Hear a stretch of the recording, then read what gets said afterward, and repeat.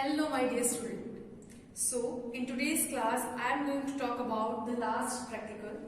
So basically this is our last video lecture for this series of programming for problem solving using C programming. So basically the fourth practical is saying I want to print the program itself. So whatever code I have written, I want to print that code itself. How can I write that? So with using some programming skills, let me first copy this file or copy this statement and paste it inside my IDE. Let me open new source file and inside the multiline command I am going to copy the A and let me just close this now, right? So I want to print the code itself. Before going through the coding, I would like to talk about some term that if you want to find where this untitled .cpp file is being stored in your computer. So if you want the path with the file name, you can use __ capital file __. So if you are using this term will return the current file name with its path, the absolute path. So you can use this term. Right now just understand this, that this is how you can get the path name with the file name. In higher semester you are going to talk about this. You are also going to talk about this concept in Python programming language. I'm not going to go deeper with that. Right now just remember this, right? So I can do what can I start with? Include stdio dot h, then include stdlib dot h, then int main, then return 0.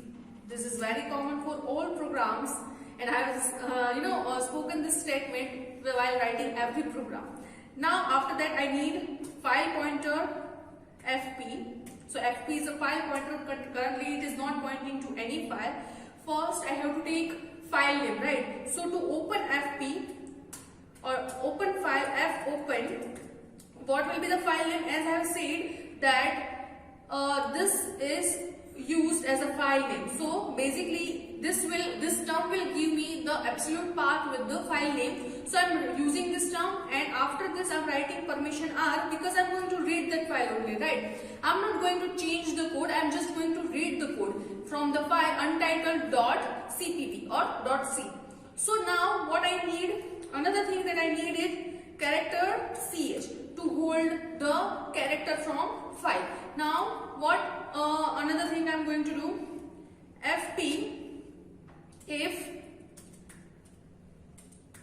fp equal to null, that means if somehow some error occurs, I am going to print error /n error, right?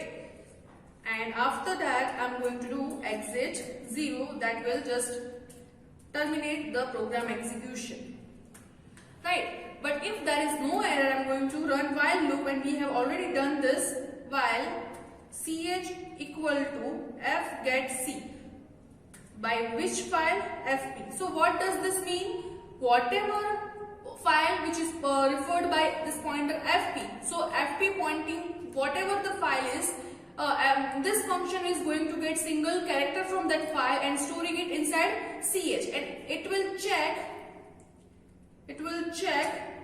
if it is not equal to EOF, that is end of the file. If it is not checking, if it is not having EOF end of the file, then I'm going to print that character now here I'm not going to print that character inside another file.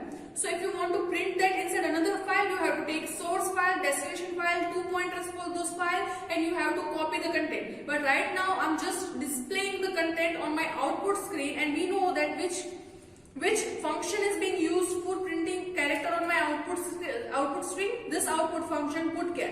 So putchar ch. So it will be printed on my black screen, right? And here after everything is printed, I am going to write f close fp, right? So let me just save this program as untitled1, and if I compile it and run it, it is running correctly, and you can see the entire similar code is being printed. So similar code is being printed by my program.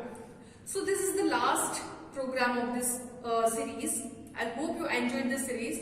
Even if you think that some topics are left or some topics should be explained differently, you can just comment below the comment section. I will update the playlist and make that video and upload it, right? So you can ask me anytime. If you find any topic or any practical which is difficult for you to perform, you can ask me.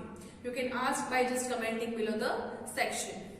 I'm probably launching the Python course after this course completion. So please subscribe my channel so that you will get notified when I'm uploading the videos for that another course. So now I'm not telling see you in the next class. I'm telling see you in the next class with another subject or another language. I hope you enjoyed this series. I have enjoyed teaching you guys, and I hope you feel the same. So, khush raho sab. Thank you so much.